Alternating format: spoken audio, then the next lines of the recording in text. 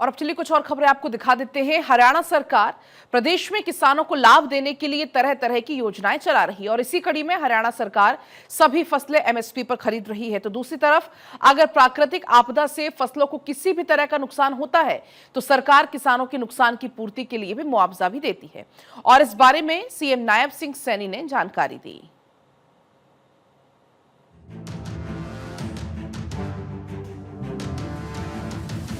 हरियाणा के किसानों के चेहरे पर खिली मुस्कान आज मुख्यमंत्री नायब सिंह सैनी के दूरदर्शी सोच का परिणाम है, जिनकी सरकार प्राकृतिक आपदा का सामना करने वाले किसानों की मदद के लिए सबसे आगे खड़ी है। और मुख्यमंत्री नायब सिंह सैनी ने फैसला लिया है कि हरियाणा में पिछले कुछ दिनों में आग लगने से हुए हादसों की भरपाई राज्य सरकार करेगी। इस बीच अब तक करीब 801 एकड़ में फसल नुकसान की जानकारी राज्य सरकार को मिली है, जिसकी भरपाई के निर्देश मुख्यमंत्री की तरफ से दिए जा चुके हैं। पिछले दिनों जो आगजनी की घटनाएं हरियाणा प्रदेश के अंदर हुई हैं, बड़ी दुर्भाग्यपूर्ण है। लगभग जब मेरे पास वो फिगर आई है 801 एकड़ भूमि वो किसान की वो आग की भेंट चढ़ गई है, जल गई है और भी काफी नुकसान कई जगह हुआ है। हमने कहा है कि जहां जहां पर भी किसान की फसल की आगजनी के अंदर नुकसान हुआ है उसकी लिस्ट हमने सभी डीसीज को, सभी उपायुक्त महोदया को ये आदेश दिए हैं कि उनकी एप्लीकेशन आप अपने पास मंगवा लें और उसके नुकसान का भी आंकलन कर लें। सरकार उनको सहायता देने का काम करेगी।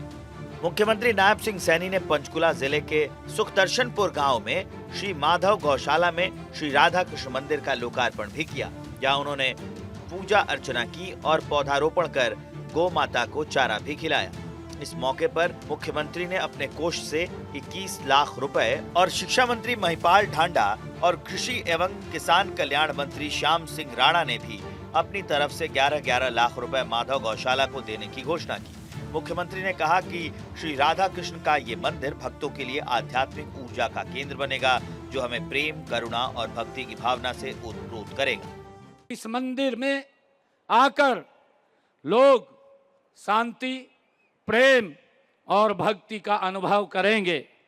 इस राधा कृष्ण की भक्ति हमारी भारतीय संस्कृति का हृदय है। यह हमें सिखाती है कि जीवन का मूल्य प्रेम, करुणा और सेवा में ही निहित है। यह मंदिर केवल एक पूजा स्थल नहीं होगा, बल्कि यह एक आध्यात्मिक और सामाजिक केंद्र के रूप में भी ये कार्य करेगा। मुख्यमंत्री नायब सिंह सैनी के नेतृत्व में हरियाणा की सरकार गौशालाओं को आत्मनिर्भर बना रही है। इस बारे में मुख्यमंत्री सैनी ने भी जानकारी दी। सीएम सैनी ने बताया कि इस साल गौशालाओं का बजट 595 करोड़ रुपए किया गया है, जबकि 2014 से पहले ये बजट मात्र 2 करोड़ रुपए का था। चारे के लिए जमीन की व्यवस्था भी प्रदेश सरकार ने की है और अब गौ चारण की भूमि उपयोग कर सकेगी। साथ ही राज्य में 3 गौ अभयारण्य स्थापित किए हैं, जहां शेड, पानी के साथ चारे की उत्तम व्यवस्था की गई है, जहां लगभग 6500 बेसहारा गोवंश को आश्रय दिया जा चुका है। इनके लिए सरकार की तरफ से 8 करोड़ रुपए की राशि जारी की जा चुकी है। राज्य सरकार की तरफ से किए गए ये इंतजाम बताते हैं कि हरियाणा सरकार गौ सेवा के प्रति कितनी समर्पित है।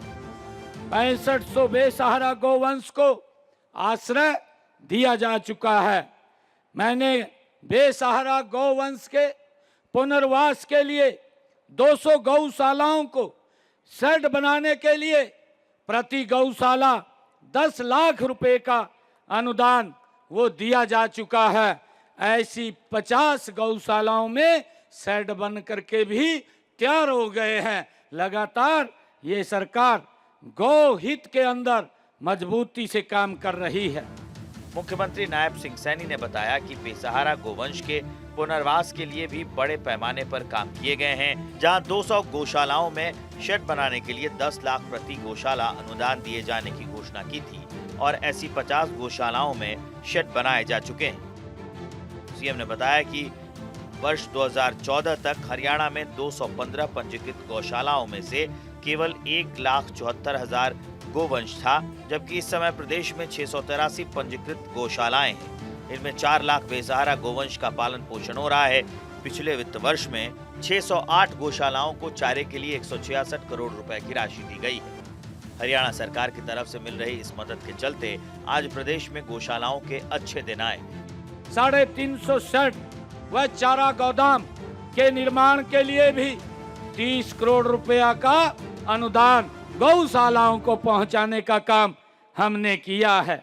और जैसा मैंने अभी कहा है, हमने पंचायतों की, जो अभी मैं बात कर रहा था कि गौचरान की जो भूमि है वो गौशालाओं को देने की ये व्यवस्था भी हमने की है, ताकि गौशाला की भूमि के ऊपर, चाहे गौशाला गौचरान की भूमि पर या तो गौशाला खोल सकते हैं या उनके चारे के लिए उस भूमि का उपयोग कर सकते हैं। प्रदेश की कोई गौशाला बायोगैस संयंत्र लगाना चाहती है तो गौ सेवा आयोग हमने उसमें प्रावधान किया है। बीजेपी ने चुनाव के समय किसानों को जो सुविधाएं देने का वादा किया था और आज राज्य की ट्रिपल इंजन सरकार उस वादे पर खरी उतर रही। प्रदेश सरकार ने गौशालाओं को आत्मनिर्भर बनाने का जो वादा किया है उस पर भी सरकार लगातार काम कर रही है और अब वो दिन दूर नहीं जब प्रदेश की सभी गौशालाएं आत्मनिर्भर हो जाएंगी। चंडीगढ़ से डॉक्टर थानेश्वर शर्मा की रिपोर्ट।